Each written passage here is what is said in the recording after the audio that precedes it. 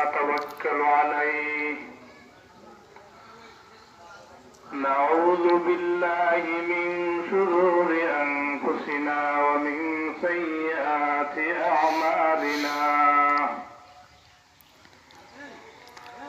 من يهد الله فلا مضل له ومن يضلله فلا هادي له.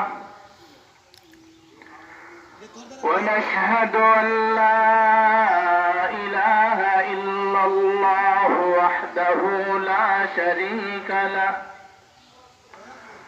ونشهد أن سيدنا وسندنا وحبيبنا ومولانا محمدا